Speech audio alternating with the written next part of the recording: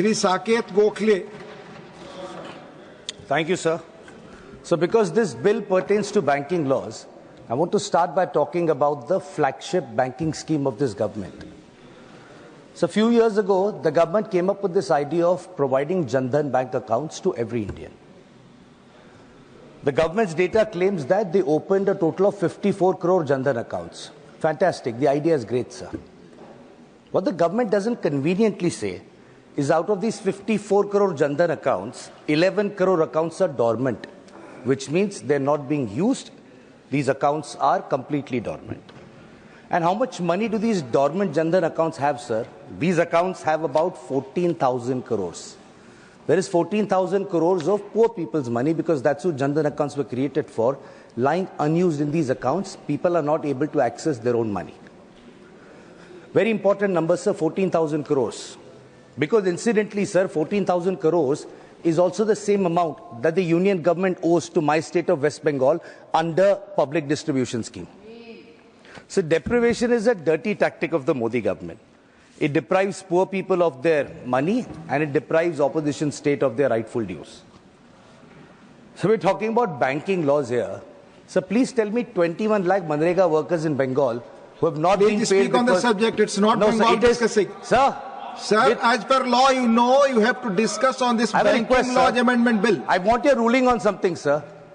I would request your ruling on something. I will read the rule. Because what you said, the speaker before me was talking about yojnas of the Modi government. Please. So why is our voice throttled when we bring up Bengal's issues? No, sir, it's for all. Why separate rules for Bengal, sir, is my only question. No separate rule. Before I completed my sentence, you stopped me, sir. No, sir, because I not completed. My time may be paused, sir. It's already very clear that subject जिस पे bill discussion हो रहा है आप उसी पे बोलेंगे. मैं उसी पे बोल रहा हूँ. नहीं बोल रहे उस पे ना. उसमें मैं बैंक अकाउंट्स की बात कर रहा हूँ. नहीं मैं ना प्रधानमंत्री का इसीलिए रोका जा रहा है सर कि मैं प्रधानमंत्री की तारीफ नहीं कर रहा हूँ. आप सर बंगाल का मुद्दा आता है तो रोक देते हैं sir. You are wasting your time. This treatment of Bengal is not acceptable, sir. The way Bengal is being treated. You speak on the subject. That will on the subject. 21 lakh Manrega workers are not getting money in their bank accounts. Who is giving them? Mamata Banerjee is giving them after the union government has deprived the state, sir. Let's talk about banking in detail, sir. Banking talks about deposits and loans. So today, bank deposits have gone down and bank loans have gone up. The number of deposits in banks, sir, have grown at 11%. On the other hand, sir, the amount of loans taken by Indians have grown by a shocking 18%. So when asked a question in Parliament in February last year, the government told me that the total amount of unsecured outstanding loans in India is 62 lakh crore. Unsecured loans, sir, matlab credit card and personal loans. So the amount owed by Indians, average Indians on only credit cards and personal loans is 62 lakh crore. That is 25% of India's GDP. So people are forced to take loans because of economic distress. Let's come to gold, sir. In the first 9 months of this fiscal year, so the number of gold loans went up by 68%. 68%, sir. So distress in the economy is forcing people to pledge their gold and take loans on that. Sure, the value of gold going up has benefited people get a high amount on that, sir. So I remember during the Lok Sabha elections, Prime Minister Modi had said opposition will take away your Mangal Sutra. So today under the Narendra Modi government, women are having to pledge their Mangal Sutra to take loans to pay their monthly expenses, sir. Who's taken away the Mangal Sutra of women? It's not the opposition. It's under the Honorable Finance Minister, the Modi government has done that. So a report by Perfios and PwC, which was published in February, these are the statistics of people in urban areas. I'm not even talking about poor people. So 33% of the monthly salary goes towards paying EMIs on loans. 33%. So people spend the highest amount on their obligatory loan expenses, which is 39% of their total spending, followed by 32% for basic necessities. So 70% of income EMI भरने में और आटा और सब्जी खरीदने में जाता है. This I'm talking about the urban areas.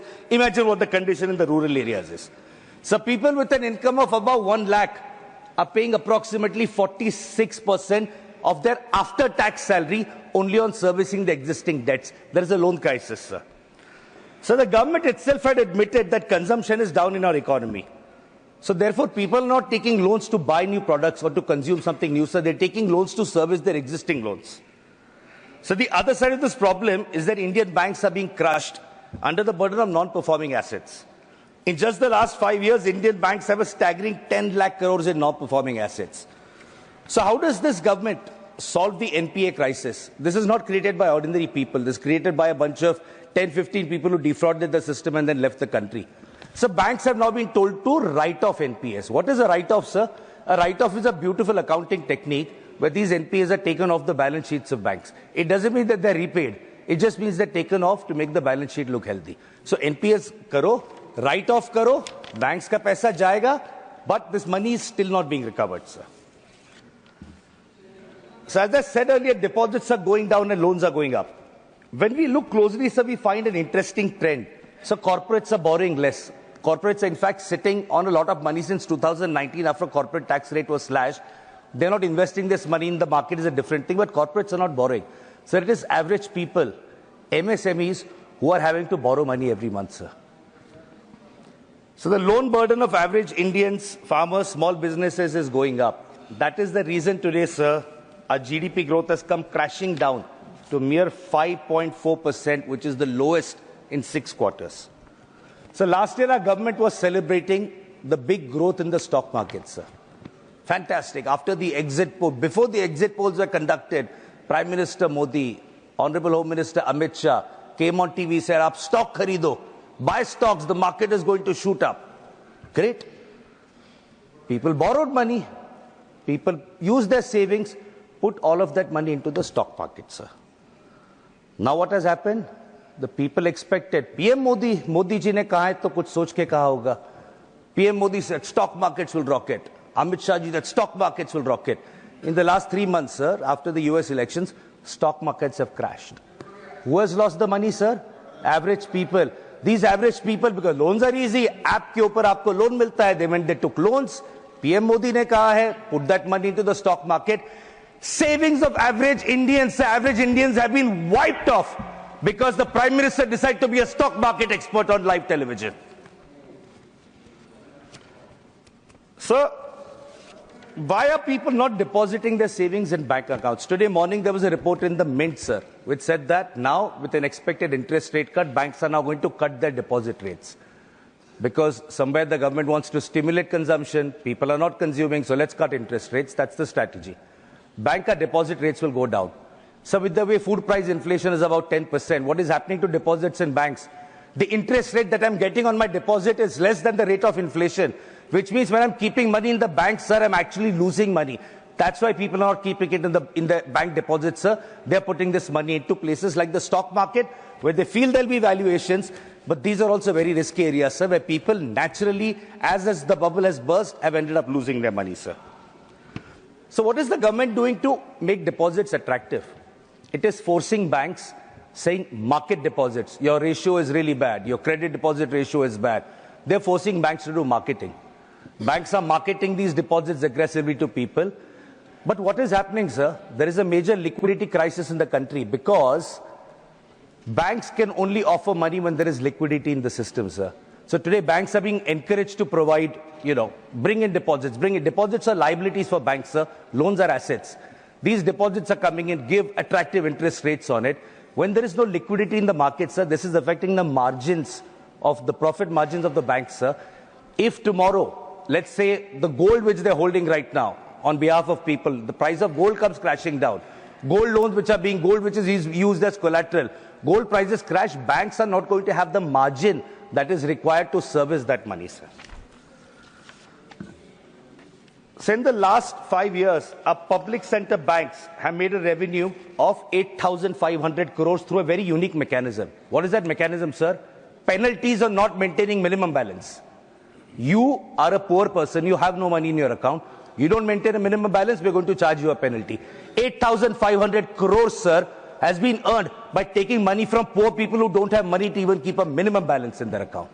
So the other harassment, this happens with the poor. With the middle class, every 3 months, do your KYC.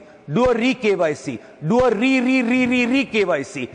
Sir, PAN cards are linked to bank accounts, Aadhaar is linked to bank account. What is the need for this constant KYC? But they make people keep doing that. Please. People have to do KYC or bank accounts get frozen. And once these accounts get frozen, sir, it becomes a major nightmare. Today, people have to go to the branches. People don't have the time to do that. But every time, do your KYC or we'll freeze your account. No questions asked. When the data is there with the government is very good at using data for other things. Before elections, we get a WhatsApp message about Viksit Bharat during the code of conduct. So they have the data to send WhatsApp messages during elections. They don't have the data to find out where a person is staying using the Aadhaar and PAN. Why do I need to keep doing KYC every 2 months, sir? Sir, all I wish to say in conclusion is that piecemeal legislation like this banking amendment law is useless until we address the structural problems faced by our banks. And these problems will continue to exist unless we implement drastic economic reforms. So the finance minister thinks that the gaping wounds in our economy can be fixed with a band-aid. The first step, sir, towards any problem is to first accept it. When you accept is when you start making amends and changing. This government for 11 years is not willing to accept, sir, that there is a problem. We very clearly saw this in a visionless union budget where there was absolutely no sort of reform done. So the Modi government has dangerously started believing its own jumlas. It started this propaganda to mislead the people, but now in a shocking turn of events, the Modi government itself is actually believing sab changasi. They have deluded themselves into thinking that everything is fantastic under our government, everything is great, things have never been better before. Sir, our economy and our banking system cannot be fixed until the government removes its blindfolds. Sir, I strongly urge the Honorable Finance Minister to come back to this House with some real actual banking reforms, instead of bringing pointless bills like this, banking laws amendment, which does absolutely nothing to fix our banking system. Thank you, sir. Thank you.